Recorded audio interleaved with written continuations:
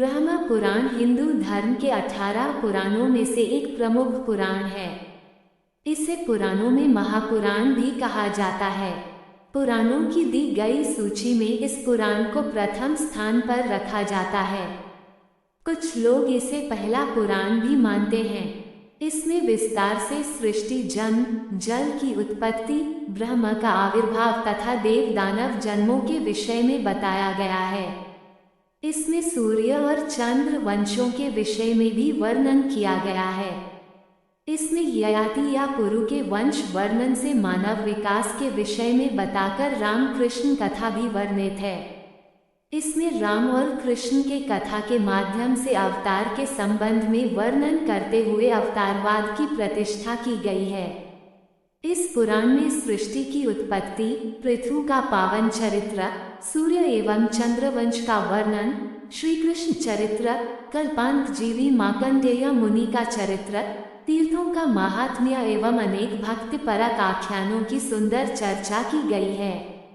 भगवान श्री कृष्ण की ब्रह्मरूप में विस्तृत व्याख्या होने के कारण ये ब्रह्मपुराण के नाम से प्रसिद्ध है।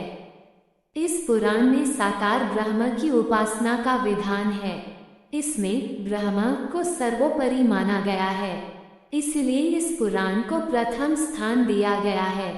पुराणों की परंपरा के अनुसार ब्रह्म पुराण में सृष्टि के समस्त लोकों और भारतवर्ष का भी वर्णन किया गया है। कलियुग का वर्णन भी इस पुराण में विस्तार से उपलब्ध है। ब्रह्म के आदि होने के कारण इस पुराण को आदि पुराण भी कहा जाता है। व्यास मुनि ने इसे सर्वप्रथम लिखा है। इसमें 10 सहस्र श्लोक हैं। प्राचीन पवित्र भूमि नैमिषारण्य में व्यास शिष्य सूत मुनि ने ये पुराण समाहित ऋषि वृंद में सुनाया था। इसमें सृष्टि, मनुवंश, देव देवता, प्राणी, पृथ्वी, भूगोल, नरक, स्वर्ग, मंदिर, तीर्थ आदि का निरूपण है। शिव पार्वती विवाह, कृष्ण लीला, विष्णु अवतार, विष्णु पूजन, वर्ण आश्रम, श्राद्ध कर्म आदि का विचार है। संपूर्ण ब्रह्म पुराण में 246 अध्याय हैं। इसकी श्लोक संख्या लगभग 10,000 है। इस पुराण की कथा लोमहर्षण सूत जी एवं शौनक ऋषियों के संवाद के माध्यम से वर्णित है। यही कथा प्राचीन काल में ब्रह्मा ने दक्ष प्रजापति को सुनाई थी। महत्व संपादित करें। ब्रह्म पुराण का धार्मिक दृष्टि से अत्यंत महत्व है, साथ ही इसका पर्यटन की दृष्टि से भी महत्व है। इसमें अनेक तीर्थों, भद्र तीर्थ, पतत्री तीर्थ, विप्र तीर्थ, भानु तीर्थ, भिल्ला तीर्थ आदि का विस्तार से वर्णन मिलता है। इसमें सृष्टि के आरंभ में हुए महाप्रलय के विषय में भी बताया गया है। इसमें मोक्ष, धर्म, ब्रह्म का स्वरूप और योग विधि की भी विस्तृत जानकारी दी गई है। इसमें सांख्य और योग दर्शन की व्याख्या करके मोक्ष प्राप्ति के उपायों पर प्रकाश डाला गया है। ये वैष्णव पुराणों में प्रमुख माना गया है। आरंभ संपादित करें। ब्रह्म पुराण का आरंभ इस कथा के साथ होता है कि प्राचीन काल की बात है कि नैमिषारण्य में मुनियों का आगमन हुआ। सभी ऋषि मुनि वहां ज्ञानार्जन के लिए एकत्रित हुए। कुछ समय बाद वहां पर सूत जी का भी आगमन हुआ तो मुनियों ने सूत जी का आदर सत्कार किया और कहा, हे भगवान, आप अत्यंत ज्ञानी ध्यानी हैं। आप हमें ज्ञान भक्तिवर्धक पुराणों की कथा सुनाइए। ये सुनकर सूत जी बोले, आप मुनियों की जिज्ञासा अति उत्तम है और इस समय मैं आपको ब्रह्म पुराण सुनाऊंगा। कथा संपादित करें। ये पुराण सब पुराणों में प्रथम और धर्म, अर्थ, काम और मोक्ष को प्रदान करने वाला है। इसके अंदर नाना प्रकार के आख्यान हैं। देवता, दानव और प्रजापतियों की उत्पत्ति इसी पुराण में बताई गई है। लोकेश्वर भगवान सूर्य के पुण्यमय वंश का वर्णन किया गया है, जो महापातकों के नाश को करने वाला है। इसमें ही भगवान रामचंद्र के अवतार की कथा है। सूर्य वंश के साथ चंद्रवंश का वर्णन किया गया है। श्री कृष्ण भगवान की कथा का विस्तार इसी में है। पाताल और स्वर्गलोक का वर्णन, नरकों का विवरण, सूर्यदेव की स्तुति कथा और पार्वती जी के जन्म की कथा का उल्लेख लिखा गया है। दक्ष प्रजापति की कथा और एकाम्र क्षेत्र का वर्णन है। पुरुषोत्तम क्षेत्र का विस्तार के साथ किया गया है। इसी में श्री कृष्ण चरित्र का विस्तार पूर्वक लिखा गया है। यमलोक का विवरण, पितरों का श्राद्ध और उसका विवरण भी इसी पुराण में बताया गया है। वर्णों और आश्रमों का विवेचन भी कहा गया है। योगों का निरूपण, सांख्य सिद्धांतों का प्रतिपादन, ब्रह्मवाद का दिग्दर्शन और पुराण की प्रशंसा की गई है। इस पुराण के 2 भाग है और पने सुनने से ये दीर्घता की ओर बढ़ने वाला है। सूत जी ने मुनियों के आग्रह को स्वीकार करते हुए कहा, सर्वप्रथम मैं इस ब्रह्म को नमस्कार करता हूँ जिसके द्वारा माया से परिपूर्ण यह समस्त संसार रचा गया है और जो प्रत्येक कल्प में लीन होकर फिर से उत्पन्न होता है, जिसका स्मरण करके ऋषि, मुनि, देव, मनुष्य मोक्ष प्राप्त करते हैं। वो विष्णु, अविकारी, शुद्ध परमात्मा, शाश्वत, सर्वव्यापक, अजन्मा, हिरण्यगर्भहरि, शंकर और वासुदेव अनेक नामों से जाता है। इसी ईश्वर ने सृष्टि की रचना की है। सृष्टि रचना के रूप में वह तेजस्वी ब्रह्म है जिसके द्वारा पहले महत तत्व उत्पन्न हुआ, उससे अहंकार, फिर अहंकार से पंचमहाभूतों की उत्पत्ति हुई। पंचमहाभूतों से अनेक भेदाभेद पैदा हुए। भगवान स्वयंभू ने सृष्टि की उत्पत्ति के लिए सबसे पहले नाद, जल की उत्पत्ति की, फिर उसमें बीज डाला गया, उससे परम पुरुष की नाभि में एक अंडा निकला। यह अंडा और कुछ नहीं था, ब्रह्मा का ज्ञान कोश ही था। इस अंडे से ब्रह्म की उत्पत्ति हुई। इस अंडे को भगवान नारायण द्वारा स्वर्ग और पृथ्वी में विभक्त कर दिया गया। इसके बीच आकाश बना और भगवान के द्वारा ही दशों दिशाओं को धारण किया गया। दशों दिशाओं के बाद काल, मन, वाणी और काम, क्रोध तथा रति की रचना हुई। फिर प्रजापतियों की रचना हुई। इसमें मरीचि, अत्रि, अंगिरा, पुलस्त्य, पुलह, कृतु और वशिष्ठ के नाम हैं। ये ऋषि मानस सृष्टि के रूप में उत्पन्न किए गए। मानस पुत्रों की सृष्टि के बाद भगवान शिव और फिर उसके बाद सनत कुमार उत्पन्न हुए। इस 7 ऋषियों से ही शेष प्रजा का विकास हुआ। इनमें रुद्रगण भी सम्मिलित हैं। फिर बिजली, वज्र, मेघ, धनुष, खड्ग, पर्जन्य आदि का निर्माण हुआ। यज्ञों के संपादन के लिए वेदों की ऋचाओं की सृष्टि हुई। साध्य देवों की उत्पत्ति के बाद भूतों का जन्म हुआ, किंतु ऋषिभाव के कारण सृष्टि का विकास नहीं हुआ। इसलिए ब्रह्मा ने मैथुनी सृष्टि करने का विचार किया और स्वयं के 2 भाग किए। दक्षिणी वाम भाग से पुरुष और स्त्री की सृष्टि हुई। इनके प्रारंभिक नाम मनु और शत्रुपा रखे थे। इस मनु ने ही मैथुनी सृष्टि का विकास किया। इसी मनु के नाम पर मनवंतरों का रूप स्वीकार किया गया। मनु और शत्रुपा से वीर नाम का पुत्र उत्पन्न हुआ। वीर की पत्नी कुर्दम पुत्री काम्या से प्रियव्रत और उत्तानपाद उत्पन्न हुए। इनके साथ सम्राट कुक्षी, प्रभु और विराटपुट पैदा हुए। पूर्व प्रजापति अत्रि ने उत्तानपाद को गोद ले लिया। इसकी पत्नी सुनृता थी, उससे 4 पुत्र हुए। इनमें एक ध्रुव नामधारी हुआ।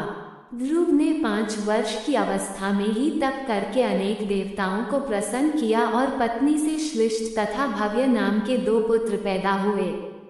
श्लिष्ट ने सुच्छाया से रिपु, रिपुंजय, वीर, वृकल, वृक्तेजा पुत्र उत्पन्न किए। इसके बाद वंश विकास के लिए रिपु ने चक्षुष को जन्म दिया। चक्षुष से चाक्षुष मनु हुए और मनु ने वैराज और वैराज की कन्या से कुत्सु, पुरु, शतद्युम्न, तपस्वी, सत्यवाक, कवि, अग्निष्टुत, अतिराम, सुद्युम्न, अभिमन्यु ये 10 पुत्र हुए। फिर इसकी परंपरा में अंध और सुनीता से बेन नाम पुत्र की उत्पत्ति हुई। बेन के दुष्ट व्यवहार के कारण ऋषियों ने उसे मार डाला, किंतु उसकी मृत्यु से शासन की समस्या उठ खड़ी हुई। राज्य को सुव्यवस्थित रूप से चलाने के लिए प्रजा को आतताइयों के निरंकुश हो जाने की आशंका को देखते हुए मुनियों ने वेन के दाहिने हाथ का मंथन किया। इससे धनुष और कवच कुंडल सहित पृथु नामक पुत्र उत्पन्न हुआ। इस तेजस्वी, यशस्वी और प्रजा के कष्टों को हरने वाले पृथु ने अपने राज्यकाल में सर्वत्र अपनी कीर्ति फैला दी। राजसूय यज्ञ करके चक्रवर्ती सम्राट का पद पाया। परम ज्ञानी और निपुण सूत और मागध इस पृथु की ही संतान हुए। राजा पृथु ने पृथ्वी को अपने परिश्रम से अन्नदायिनी और उर्वरा बनाया। इसके इस परिश्रम और प्रजाहित भाव के कारण ही उसे लोग साक्षात विष्णु मानने लगे। 6. राजा पृथु के 2 पुत्र उत्पन्न हुए, अंतर्धी और पाती। ये बड़े धर्मात्मा थे। इसमें अंतर्धी का विवाह शिखंडिनी के साथ हुआ, जिससे हविर्धान और इनसे धिष्णा के साथ 6 पुत्र उत्पन्न हुए। इनमें प्राचीन बरही प्रजापति हुए, जिन्होंने समुद्र तन्या से विवाह करके 10 प्राचेतस उत्पन्न किए। इनकी तपस्या से वृक्ष आरक्षित हो गए। तप तेज न सह पाने के कारण प्रजा निस्तेज हो गई। समाधि टूटने पर जब मुनियों ने स्वयं को चारों दिशाओं में असीमित बेलों और झाड़ियों से घिरा पाया, तो रुष्ट होकर समूची वनस्पतियों को अपनी क्रोधाग्नि से दग्ध करना शुरू कर दिया। इस विनाश को देखकर सोम ने अपनी मारिशा नाम की पुत्री को प्रचेताओं के समक्ष भार्या रूप में प्रस्तुत करने का प्रस्ताव किया। फलस्वरूप मुनियों का क्रोध शांत हो गया। प्रजापति दक्ष प्रचेताओं व मारिशा से उत्पन्न पुत्र थे, जिन्होंने इस समूची चल अचल मनुष्य, पक्षी, पशु आदि की सृष्टि की और कन्याओं को जन्म दिया। इस कन्याओं में ही 10 धर्म के साथ, 13 कश्यप के साथ और 27 सोम के साथ ब्याही गईं। समस्त दैत्य, गंधर्व, अप्सराएं, पक्षी, पशु सब सृष्टि इन्हीं कन्याओं से उत्पन्न हुई। मुनियों की जिज्ञासा को देखते हुए सूत जी ने प्रजापति दक्ष और उनकी पत्नी की उत्पत्ति ब्रह्मा जी के दाहिने और वाम अंगुष्ठ से बताते हुए कहा, वस्तुतः ये समूचा कर्म है। इसमें दक्ष और अन्य अनेक राजा उत्पन्न होते रहते हैं और विलीन होते रहते हैं। पूर्व काल में ज्येष्ठता का आधार तप को माना जाता था और इसी के प्रभाव से ऋषि मुनि प्रतिष्ठा और उच्च स्थान पाते थे, महर्षि हो जाते थे। ब्रह्मा जी ने जब मानवीय सृष्टि से प्रजा वृद्धि में अभीष्ट फल होते न देखा, तो मैथुनी सृष्टि प्रारंभ की। इस क्रम में ब्रह्मा जी के पुत्र नारद ने कश्यप मुनि परिणीता दक्ष पुत्री के उदर से जन्म लिया। ये हर्यश्व कहलाए और सृष्टि रचना के लिए संपूर्ण पृथ्वी की जानकारी पाने के लिए अन्य अनेक दिशाओं में चले गए। इनके नष्ट होने पर दक्ष प्रजापति ने पुनः अन्य पुत्रों को जन्म दिया। इनका भी पूर्व पुत्रों की भांति अंत हुआ। अपने पुत्रों को फिर नष्ट होता देखकर दक्ष ने वैरिणी के गर्भ से 60 कन्याओं को जन्म दिया, जिनको ऋषियों को सौंप दिया गया। इनसे आगे सृष्टि का पूरा विकास रेखांकित होता है। धर्म के साथ दक्ष की 10 पुत्रियों का विवाह हुआ, जिनके नाम थे अरुंधति, वशु, यामी, लंबा, भानु, मरुत्वती, संकल्पा, मुहूर्ता, साध्या तथा विश्वा। विश्वा से विश्वदेव और साध्या से साध्यदेव उत्पन्न हुए। इसी प्रकार मरुत्वान वसुगण, भानुगण, घोष, नागवीथी, मुहूर्चन तथा पृथ्वी के सभी विषयों और संकल्पों से विश्वात्मा संकल्प उत्पन्न हुए। सोम के साथ नक्षत्र नाम की पत्नियों से वंश क्रम में आप स्तंभ मुनि, धू से काल, ध्रुव से हुतद्रव्या, अनिल से मनोजा और अनल से कार्तिके, प्रत्युष से क्षमावान तथा प्रभात से विश्वकर्मा का जन्म हुआ। कश्यप जी द्वारा सुरभि से एकादश रुद्र उत्पन्न हुए। कश्यप मुनि की अदिति, दिति, दनु, अरिष्टा, सुरसा, खसा, सुरभि, विंता, ताम्रा, कोचवशालिला, कद्रु और मुनि पत्नियां हुईं। इनमें अदिति के द्वारा 12 पुत्र उत्पन्न हुए और दिति के गर्भ से हिरण्यकशिपु और हिरण्याक्ष 2 पुत्र तथा सिन्हिका नाम की पुत्री उत्पन्न हुई। इस कन्या ने विप्रचित के वीर्य से रोहिकेय को जन्म दिया। हिरण्यकशिपु के यहाँ हलाद, अनुहलाद, प्रहलाद और सहलाद 4 पुत्र उत्पन्न हुए। इनमें प्रहलाद अपनी देव प्रवृत्तियों के कारण अधिक प्रसिद्ध हुआ। इसके पुत्र विरोचन के बलि आदि क्रम में बाण, धृतराष्ट्र, सूर्य, चंद्रमा, कुंभ, गर्भाक्ष और कुक्षी आदि 100 पुत्र उत्पन्न हुए। बाण बलशाली और शिवभक्त था। उसने प्रथम कल्प में शिवजी को प्रसन्न करके उनके पक्षी भाग में विचरण करने का वरदान मांगा। हिरण्याक्ष के भी अत्यंत बलशाली और तपस्वी 100 पुत्र हुए। अनुल्लाद के मुख और तुहुंड पुत्र हुए। संलाद के 3 करोड़ पुत्र हुए। इस तरह दिति के वंश ने विकास किया। महर्षि कश्यप की पत्नी दनु के गर्भ से दानव, केतु आदि उत्पन्न हुए। इनमें विप्रचित प्रमुख था। ये सभी दानव बहुत बलशाली हुए और उन्होंने अपने वंश का असीमित विस्तार किया। कश्यप जी ने सृष्टि रचना करते हुए ताम्रा से छह, क्रोचवशा से बाज, सारस, गृध्र तथा रुचि आदि पक्षी, जलचर और पशु उत्पन्न किए। विंता से गरुड़ और अरुण, सुरसा से 1000, सतकद्रु से काद्रवे, सुरभि से गाय, इला से वृक्ष, लता आदि, खसा से यक्षों और राक्षसों तथा मुनि ने अप्सराओं और अरिष्टा ने गंधर्वों को उत्पन्न किया। ये सृष्टि अपनी अनेक योनियों में फैलती हुई आगे बढ़ती रही। देवताओं और दानवों में संघर्ष होने लगा और प्रतिस्पर्धा इतनी बड़ी कि दानव नष्ट होने लगे। दिति ने अपने वंश को इस प्रकार नष्ट होते देख कश्यप जी को प्रसन्न कर इंद्र आदि देवों को दंडित करने वाले की याचना से गर्भ धारण किया। ईर्ष्यालु इंद्र दिति के इस मनोरथ को खंडित करने के भाव से किसी न किसी प्रकार दिति के व्रत को तोड़ना चाहता था, क्योंकि कश्यप जी ने यह वरदान दिया था कि गर्भवती दिति यत्नपूर्ण पवित्रता से नियम पालन करते हुए आचरण करेगी तो उसका मनोरथ अवश्य पूरा होगा। अवसर ही खोज में लगे इंद्र ने एक बार संयम के बिना हाथ धोए ही सोई दिति की कोख में प्रवेश कर लिया। वो उसके गर्भ के 7 टुकड़े कर दिए। इससे भी संतोष न मिलने पर दिति के गर्भ को पूर्ण विनष्ट करने के लिए प्रत्येक टुकड़े के 7 खंड कर दिए। उन खंडों ने जब इंद्र से उनके प्रति किसी प्रकार की शत्रुता न रखने का अनुरोध किया तो इंद्र ने उन्हें छोड़ दिया। वे खंड ही मरुदगण नाम के देव कहलाए और इंद्र के सहायक हुए। कश्यप जी ने दाक्षायणी से विवस्वान नाम पुत्र को जन्म दिया। त्वष्टा की पुत्री संज्ञा से विवस्वान का विवाह हुआ, जिसमें श्रद्धादेव और यम नामक 2 पुत्रों और यमुना नाम की पुत्री को जन्म दिया। संज्ञा विवस्वान के तेज को न सह सकी और अपनी सखी छाया को प्रतिमूर्ति बनाकर और अपनी संतानें उसे सौंपकर अपने पिता के पास चली गई। पिता ने उसके इस प्रकार आगमन को अनुचित कहते हुए उसे वापस लौटा दिया। वापस लौटने पर अश्वी का रूप धारण कर संज्ञा वन में विचरने लगी।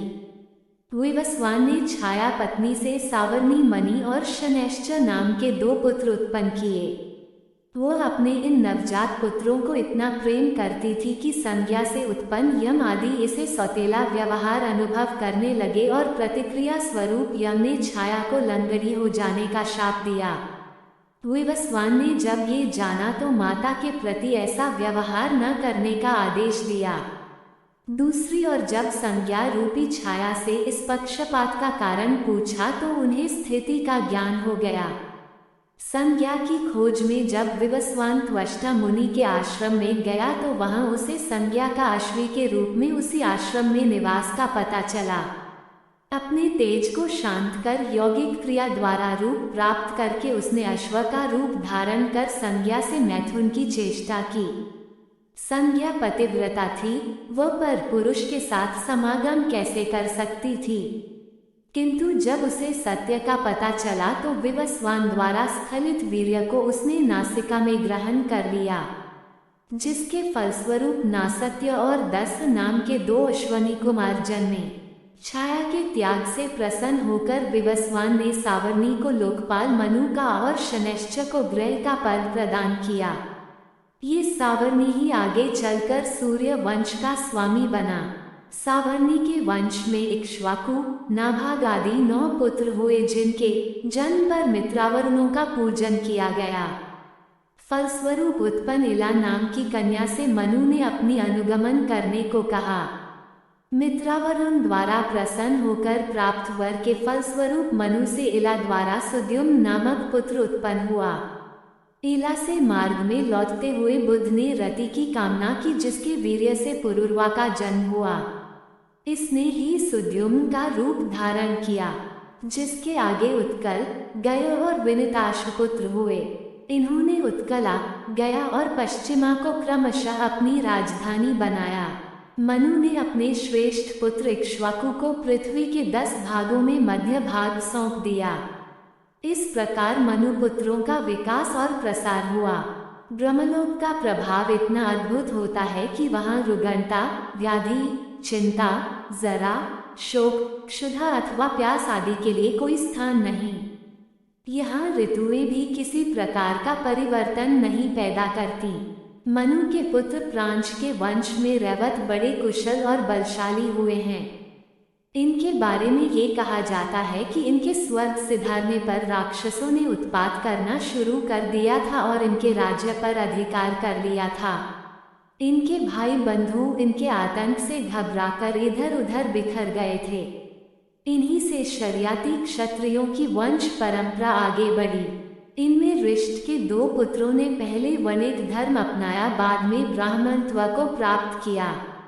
पृषधन ने अनजाने में गौहत्या के अपराध से शूद्रत्व प्राप्त किया। अगर आप सबको ये सारी बातें अच्छी लगी हो तो हमारे इस वीडियो को like, comment, subscribe, share, follow जरूर करें। जय श्री कृष्ण।